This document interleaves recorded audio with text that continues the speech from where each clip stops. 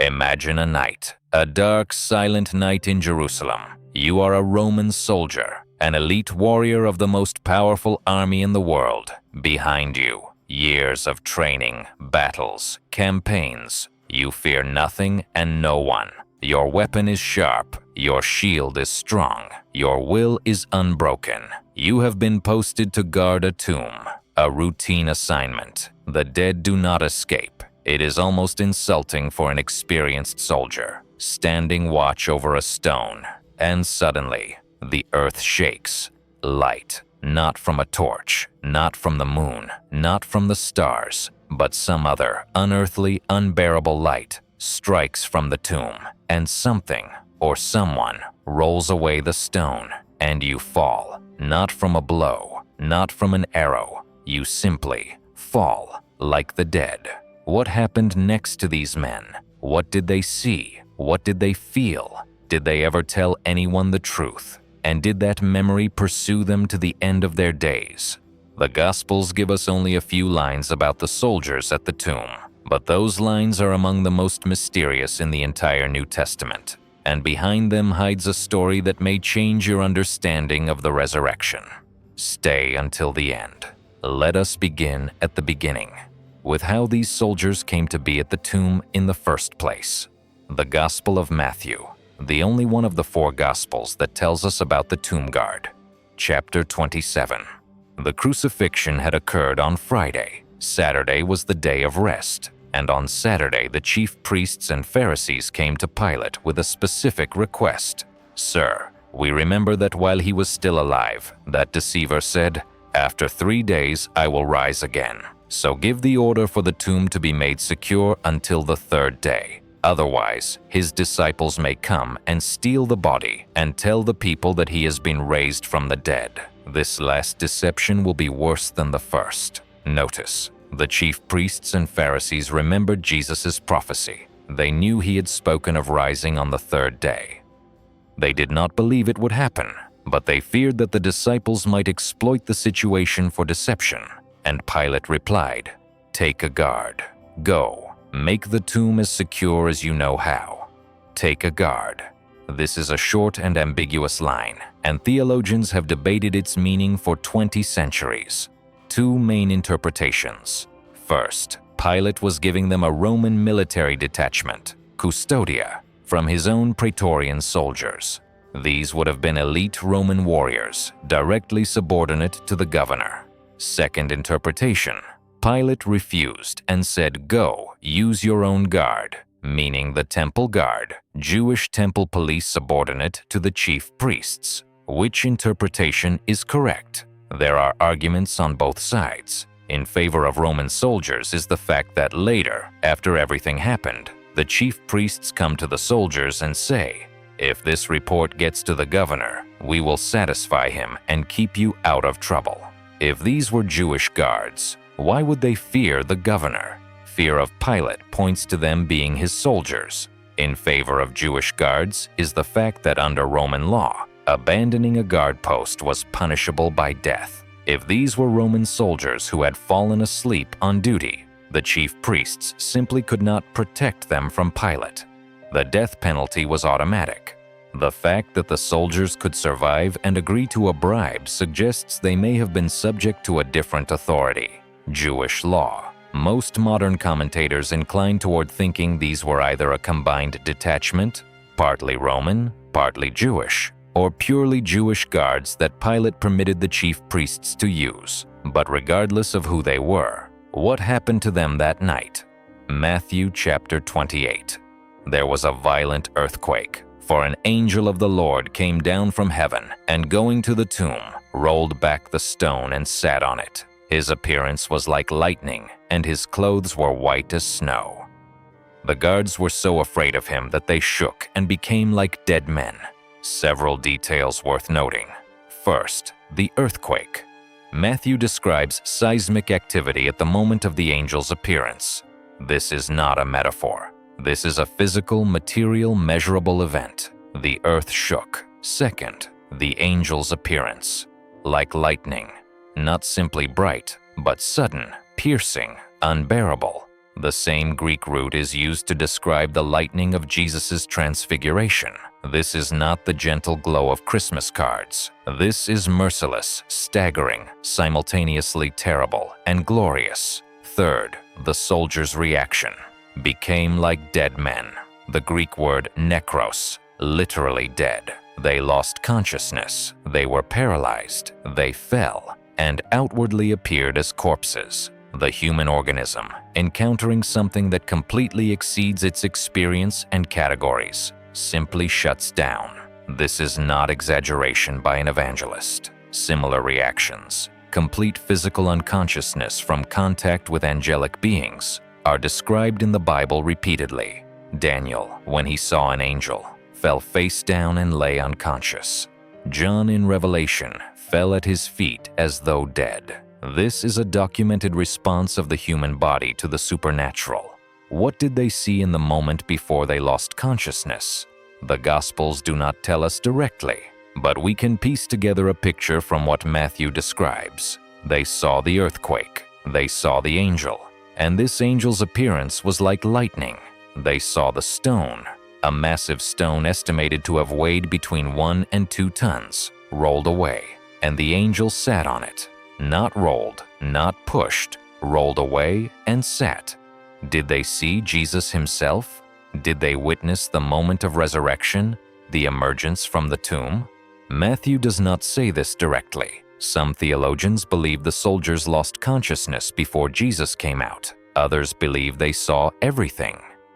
The apocryphal Gospel of Peter, a 2nd to 3rd century text, not included in the canon but very interesting as a reflection of early church traditions, gives a far more detailed picture. According to it, the soldiers were not asleep. They were awake all night, keeping watch, and they saw everything. They saw 2 men emerge from the tomb in blazing light. They saw the stone roll away by itself. They heard a voice from heaven, and they confirmed this, some of them, to the centurion, and then to the Jewish elders. This text is not canonical, but it reflects an early tradition that the guards were eyewitnesses, not simply bystanders who lost consciousness and remembered nothing. Now the most important question: what happened to these soldiers after the resurrection? Matthew tells us about their immediate actions. They came to their senses. And what did they do? They went to the chief priests, not to Pilate, not to their officers, to the chief priests, the ones who had posted them on guard. Some of the guards went into the city and reported to the chief priests everything that had happened. Everything that had happened. They told the truth. They told about the earthquake, the angel, the rolled-away stone, the loss of consciousness. They did not try to hide it, did not try to invent another version. They reported everything. And here occurs one of the most astonishing scenes in the entire New Testament. The chief priests assembled with the elders, held a council, and reached a decision.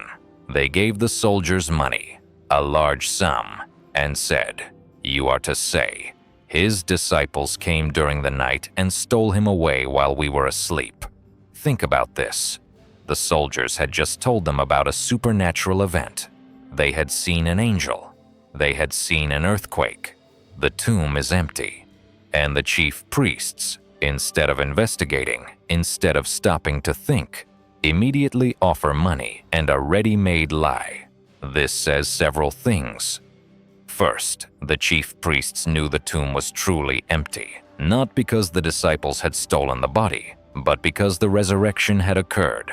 If the body had simply disappeared in some inexplicable way, they would have investigated, they would have searched. Instead, they immediately went into damage control mode. Second, they had enough power and money to buy the soldiers' silence, and they were prepared to do it. Third, they acknowledged their own helplessness. The empty tomb, a fact. It needs some explanation. The only thing they could do, give money and hope for silence. And the soldiers took the money. Matthew says, "So the soldiers took the money and did as they were instructed." Here it is worth pausing to think about the psychology of these men. They had just experienced something unbelievable, something that had overturned every understanding they had of reality. The earth had shaken.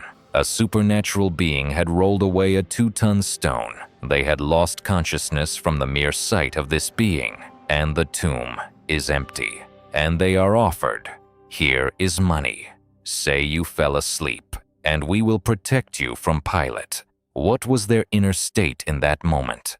Fear, certainly. Confusion, without question. Perhaps even some strange mixture of relief and shame. There is a way out. There is a ready version. There is money. But could they truly stay silent? Could they truly carry this secret to the end of their lives? Here we enter the realm of inference, but well-grounded inference. First version. They stayed silent and profited from the lie. They took the money, told the official version, and that version spread among the Jewish population. Matthew himself writes, and this story has been widely circulated among the Jews to this very day. That is, the lie lived and spread. This suggests that at least some of the soldiers adhered to the official version. But did they themselves believe what they were telling? That is an entirely different question. A person can say one thing and know another. A soldier can repeat the official version to his commander and to civilians, and simultaneously lie awake at night, seeing before him that unbearable light and that angel sitting on the stone. And now, pause for just a moment. If this story is gripping you, press the subscribe button and the bell right now. On the Holosviri channel, we uncover such captivating and profound biblical mysteries every week. Subscribe so you don't miss the next video. Second version. Some of the soldiers did eventually tell the truth, at least to some people. At least at some point in their lives. There are several indirect pieces of evidence supporting this version. First, apocryphal texts, including the already mentioned Gospel of Peter, say that the centurion commanding the detachment personally reported to the chief priests about what had truly happened. This would have been logical. An officer is obligated to report to command, and he reported, and the chief priests gave money. Second, the very existence of the detailed account in Matthew suggests that this information came from somewhere. Matthew describes details that only someone among the soldiers themselves, or someone they told, could have known. The council of the chief priests, the specific payment, a large sum of money, the specific instruction, say that you fell asleep. How did Matthew know this? Possibly from someone among the participants in those events themselves. Early church tradition speaks of at least some of the guards eventually becoming Christians. This is not confirmed in canonical texts, but the tradition is fairly consistent and appears in various sources. Imagine, you saw this, you saw the angel, you saw the empty tomb, you were bribed to stay silent, but then you hear that the man whose tomb was empty appeared alive to his disciples. That 500 people saw him simultaneously, that the movement which seemed crushed suddenly exploded and spread throughout all Jerusalem. Could you remain indifferent? Could you keep taking money and repeating the lie? Some could, but some could not. Third version, and this is the most psychologically interesting. The soldiers experienced what psychologists would call a transforming experience, something so radical, so far outside the boundaries of the ordinary, that it changed them, even if they could not explain it themselves. There is a parallel in the gospel itself. The centurion who stood at the cross, not at the tomb, but also a Roman soldier, saw Jesus dying, saw the earthquake, the darkness, the tearing of the temple curtain, and cried out, "Surely he was the Son of God." One moment, and everything changed. Not a theological discussion, not years of study. One moment of contact with a reality that surpasses all categories. The soldiers at the tomb experienced something even more direct and immediate. They were not simply watching Jesus' death from a distance. They were standing before an empty tomb. They had been unconscious from the angel's appearance. They had seen what no cover story could explain. Did this change them? Almost certainly, yes. But exactly how? We do not know. Now let us speak about the theological significance of the tomb guard itself. There is something paradoxical in the fact that the chief priests asked for a guard to be posted, because it was precisely this guard that became one of the strongest evidences of the resurrection. If the tomb had not been guarded, one could say the disciples came and took the body. Simple, comprehensible, natural explanation. But the tomb was guarded by men who faced the death penalty for abandoning their post. Guarded under conditions where bribery or collusion with the disciples was virtually impossible, for who would risk his life for a dead Galilean rabbi? And still, the tomb was found empty. The Apostle Paul in 1 Corinthians, written approximately 20 years after the resurrection, lists the witnesses: Cephas, the 12 apostles, over 500 brothers at once, James, all the apostles, and finally Paul himself. He writes this as a man who knows. Most of these witnesses are still alive, and anyone can question them. But among the witnesses Paul does not list the soldiers, because their testimony was purchased, but their role in the event itself is key. Their very presence, the very fact of official guard, makes the explanation the disciples stole the body practically impossible. The early apologists understood this. Justin Martyr, writing in the mid-2nd century, already mentions the version about sleeping soldiers as Jewish propaganda that was circulating then. This tells us that both versions, Christian and Jewish, existed in parallel and competed with each other. Tertullian in the 3rd century wrote the famous phrase, "Guard the tomb, while the resurrection conquers."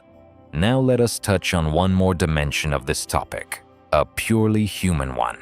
What does it mean to be an eyewitness to the supernatural and know the truth, but stay silent about it? This is not an abstract question. It is a question for each of us. How many people know something important and stay silent? From fear, for money, for convenience, from unwillingness to shatter the comfortable version of reality in which they live.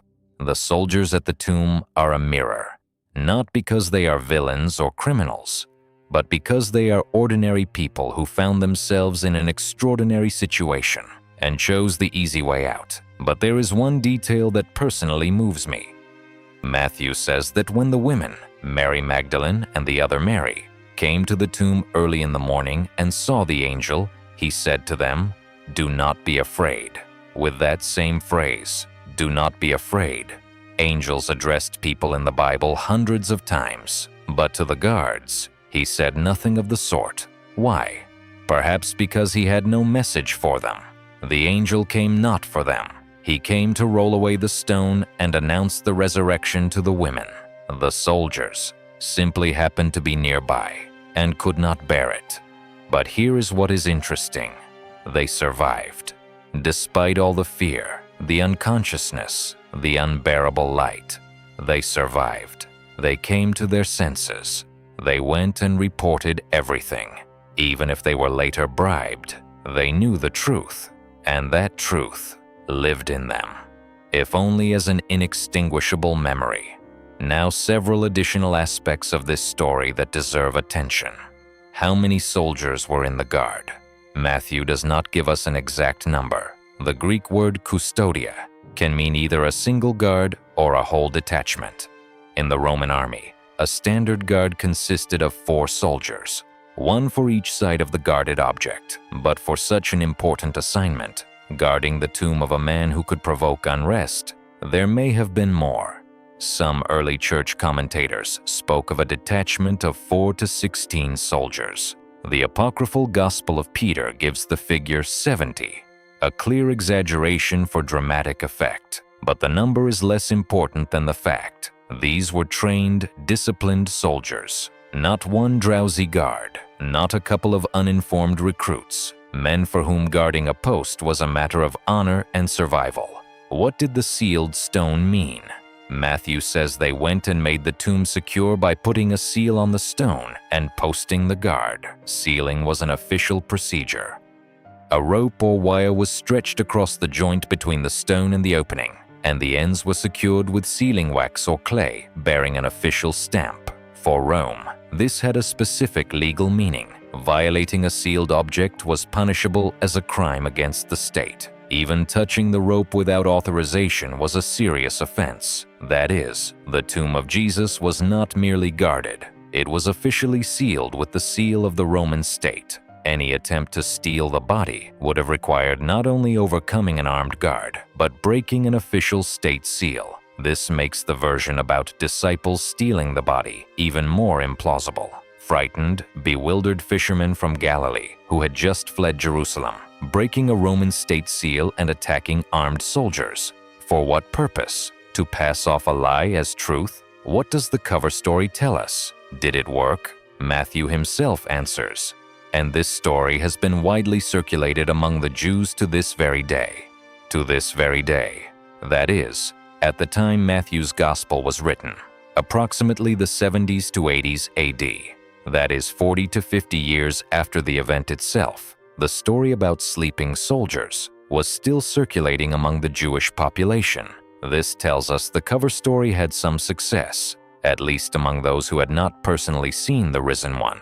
But it never completely displaced the Christian account. It existed in parallel, as a competing version. Interestingly, the very fact of the existence of the sleeping soldiers version is indirect evidence of the resurrection. If Jesus' body had remained in the tomb, no cover story would have been needed. The very fact of developing an explanation for the empty tomb confirms that the tomb was genuinely empty, and this understanding, that even the opposition of the time acknowledged the empty tomb and merely disputed the explanation, is one of the most powerful arguments for the resurrection that history has given us. If this video moved you and opened something new about the resurrection, please press the like button right now. Every like helps YouTube show these videos to thousands of people for whom this story may change their understanding of the most important event in human history. Subscribe to the Holosviri channel and press the bell so you don't miss the next video. We keep uncovering the deepest and most captivating mysteries of biblical history, the ones rarely discussed, but which change everything. Write in the comments, what surprised you most in this story? Do you think some of the soldiers may have eventually believed in the resurrection? Are there moments in your own life when you knew the truth, but stayed silent? We read every comment, and your thoughts inspire us to make new videos. Share this video with those interested in biblical history, with those who seek evidence for the resurrection, with those who doubt, because this story contains one of the strongest indirect testimonies that the resurrection truly happened. May this truth reach as many hearts as possible. Thank you for being with us. God bless you. Until the next video on the Holosviri channel.